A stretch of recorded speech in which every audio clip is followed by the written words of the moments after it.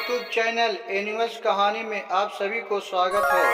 Please मेरे channel को subscribe कीजिए, लाइक कीजिए और शेयर कीजिए। आपका एक शेयर मेरे लिए बहुत ही मायने रखता है। एक गांव में एक माँ की दो बेटी थी।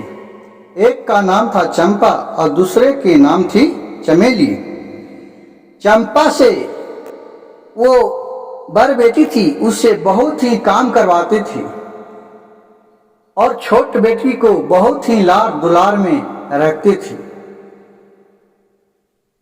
गुरु भाई गुरु बहन, आज भी सोचिए और देखिए कि बड़े बेटा हो या बेटी, उससे को घर का पूरा जिम्मेदारी दे दिया जाता है और छोटे को लाड दुलार में रखा जाता है।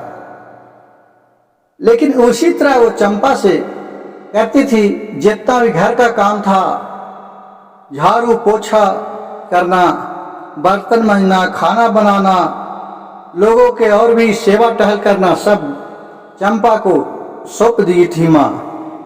और बेचारी करते रहती थी।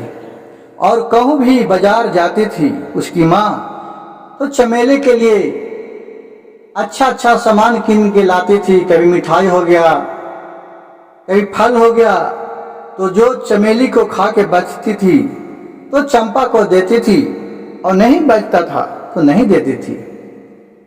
लेकिन तब पर भी चंपा संतुष्ट रहती थी।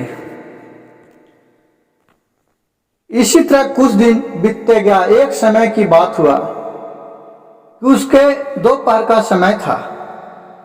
पानी लाने के लिए घर से थोड़ा दूर पर जंगल था। जंगल में एक कुआं था। कुएं पर पानी लाने के लिए चंपा गई। वहां एक बूढ़ी माँ आई और बोली चंपा से, बेटी, हमको थोड़ा पानी पिया देगी? चंपा ने बोली कि हाँ माँ, बैठिए। बहुत आदर सत्कार से उसको बैठाई और पानी भर के पानी उसको पियाई। पानी पीकर वह बहुत प्रसन्न हुई। और वह एक परी थी और वो परी के रूप में आ गई।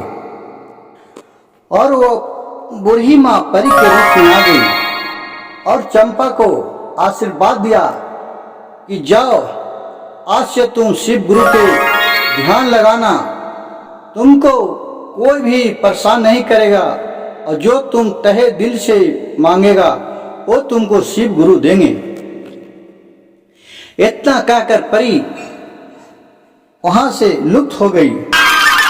एक बार जाकर अपने घर में माँ से बोली, तो माँ ने यह बात सुनकर वो सोची कि ठीक है, मैं चमेली को भी क्यों न भेज देता हूँ, उसको भी ऐसा ही वरदान मिल जाए।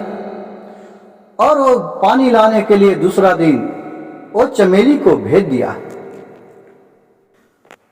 वह जाकर भी चमेली पानी भर रही थी और उसका इंतजार कर रहा था कि बूढ़ी माँ आएगी, उसको पानी पियाऊंगा। उस दिन एक राहगीर आया। राहगीर के भेष में शंकर भगवान आए और बोले कि मैया, हमें बहुत प्यास लगा हुआ है, थोड़ा पानी पिया देगी? और वो मैले कुचैले पहने थे। शंकर भगवान अपना रूप बदल के आए थे।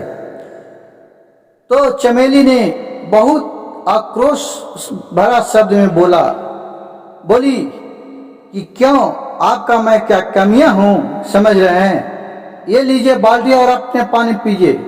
मैं आपको पानी पियाने के क्या समझ में आ रहा हूं, देख रहा हूं। मैं तो एक बूढ़ी माँ को इंतजार कर रहा हूं कि जो आएंगे और हमको आशीर्वाद देंगे। इतना बात सुनकर जो बूढ़ा थे वो शंकर भगवान के रूप में आ गए और बोले कि जाओ, आज से तुम अपने माँ और बेटी, जब भी उस पर चंपा पर कस के तू चिल्लाएगी और गुस्सा करेगी तो तुम्हारी मुंह से बोली नहीं निकलेगा, यह मेरा श्राप है। और उतना कहकर शंकर भगवान लुप्त हो गए। ये बात सुनकर एक घरे आई और चमेली अपने माँ से बोली।